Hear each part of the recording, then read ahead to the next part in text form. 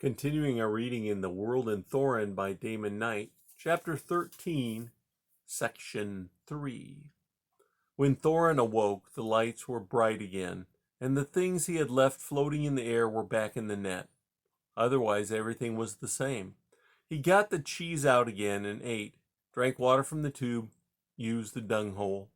Presently, the crystal in the wall lighted up, and he saw again the yellow bowl, the house, the horses on the hill. "Is this Hovenskar?" asked the voice. "Yes," said Thorinn unsteadily. "Why am I here? What are you going to do with me?"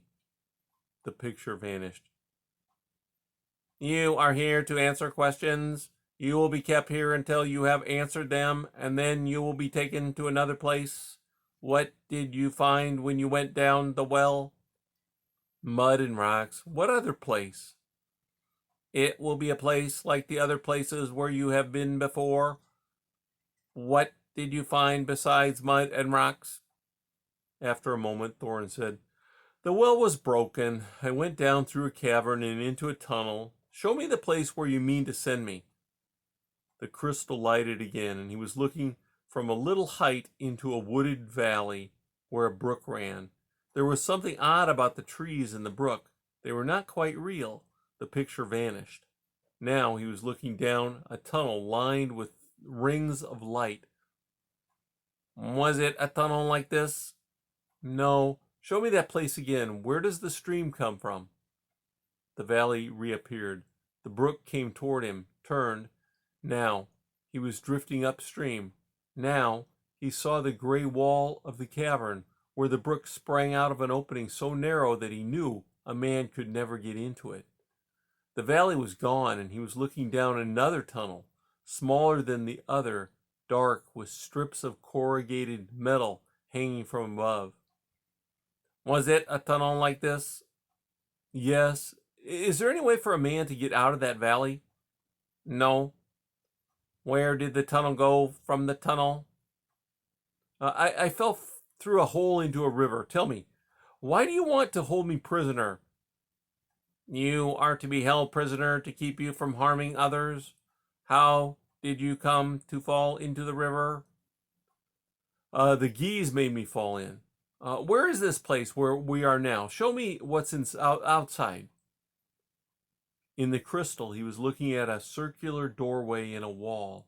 Inside was a room lit by a diffuse yellow glow. It receded. A door slid across the opening. As it dwindled, he saw that the doorway was in a vast curved surface covered with growths like deformed water weeds. Something with fins and a tail darted by, disappeared. "What happened after you fell into the river?" the voice asked. "Is there water around this place?" Thorinn cried. His body was shaking, his lips cold. "Yes. What happened after you fell into the river?" I was in a dark cave with a lake. How deep is that water?" "It is 440,000 of ells deep." The voice went on speaking, but Thorinn, crushed by despair, could not hear the words. 400,000 ells of water? Then all his toil and pain had been for nothing. He would never see the midworld again. "Was in the cave?" asked the voice. "Enough," said Thorinn miserably. "Leave me alone. I have to think." The voice fell silent.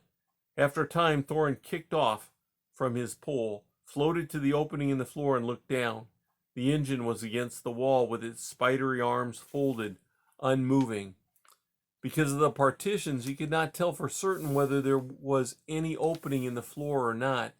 He pulled himself cautiously into the room, then by handholds across the ceiling and down the wall. In the floor, on the far side, he found a large circular hatchway closed by a white panel. It had no handle, and he could not move it. That's the end of section 3.